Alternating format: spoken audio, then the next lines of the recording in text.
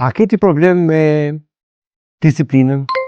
A keti problem me menaxhimin e kohës, të bësh shumë gjëra aty të muaj dhe nuk di nga të mbash, nuk di çfarë bësh?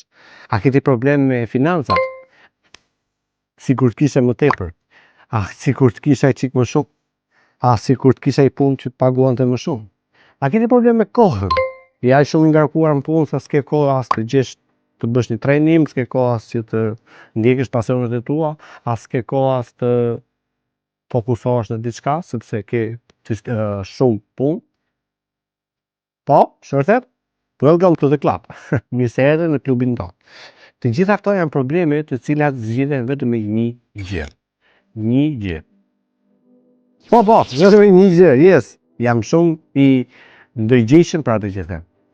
Të gjitha këto janë tregues, janë sinjale për të thënë që ti nuk ke një ëndër aq të zjarrt, aq të madhe sa të bëj ty që të zgjojë nga gjumi në mëngjes.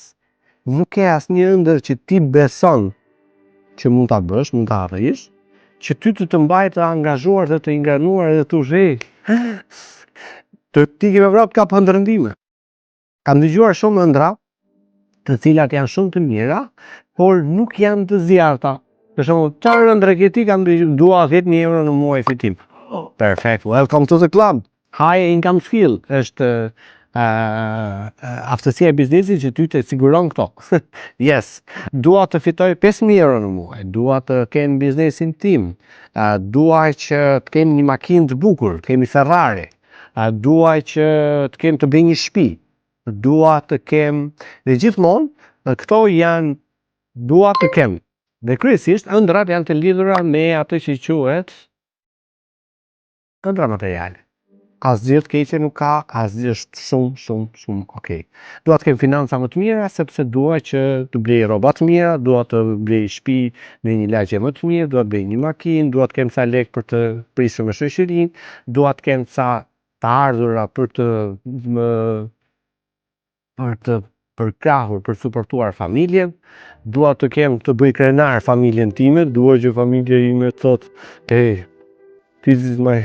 kjo është çuni im ose ky është djali im, kjo është vajza ime, dua që t'i bëj krenar, dua t'ja kaloj vllajt, dua t'ja kaloj motrës, dua të jem më i miri i fisit, dua të jem ai personi i cili jam që të kem vetë përmbushje, dua të kem karrierë.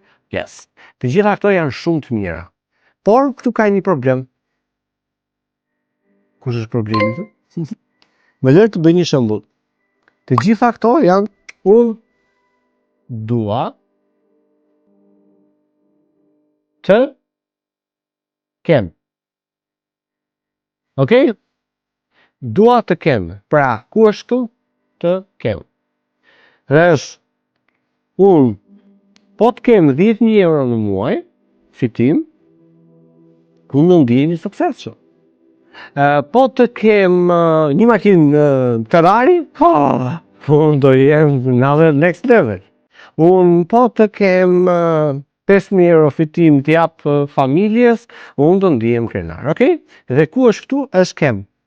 Dhe pastaj çfarë themi neve? Në pasi unë të kem këtë, do bëj këtë, dhe pastaj do jem dikushit, do jem milioneri familjes, milioneri fisit, do jem milioneri lagjes. Dhe ç'a ndodh? Ndodh që neve kemi 3 gjëra. Kam, nëse kam, do bëj, do jap lek, edhe do jem. Por si funksionon kjo në të vërtetë? E kundërta. Nuk funksionon. Fillimin ti e ke gabim. Në fillim është që duhet të jem, pra duhet të jem i high income skill, duhet të kem një skill, pra duhet të jem i personi i tillë, pastaj do bëj 1, 2, 3 gjëra, dhe pastaj do kem. Kur ti ke këto gjë, mindset, atëherë loja ndryshon. Të gjithë neve themi, si kur të kisha unë një shtëpi në Manhattan, si kur unë të kisha të kisha lindur në Amerikë ose në Kanada, unë do bëja këtë lloj pune edhe do kisha këtë financa. No.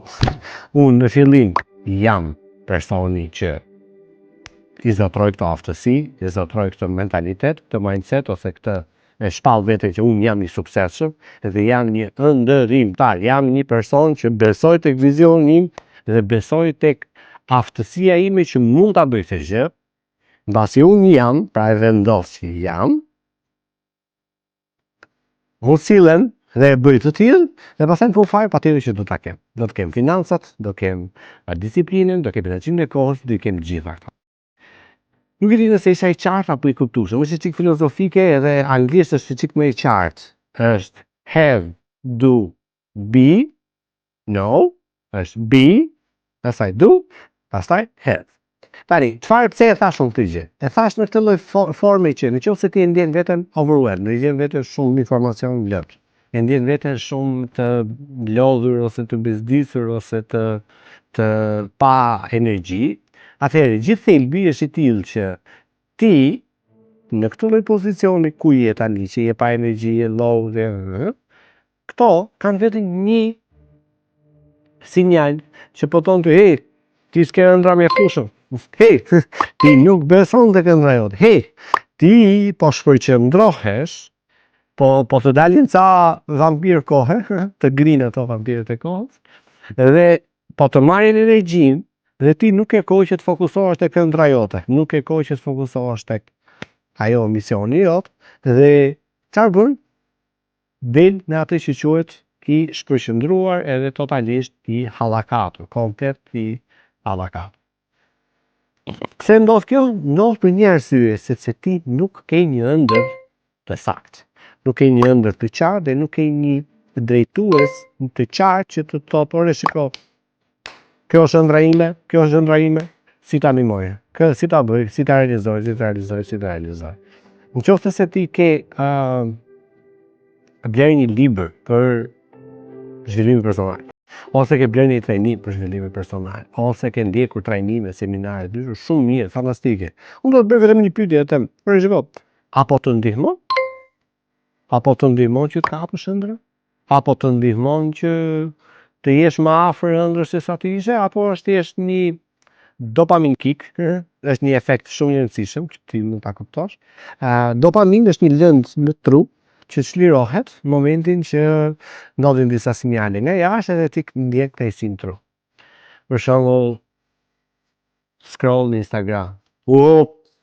Robotat kanë bllokuar aty dhe truri son një lëndë aty dopamin edhe ti kënaqesh edhe scrolling, edhe kënaqesh, e shijon. Po TikToku, TikToku është vdekjeprurës. Për sa i përket dopaminës, lëshon shumë dopamin, ose video gameit, ose shumë gjëra të tjera. Tani, momentin që ti ke këtë efektin e dopamin kick,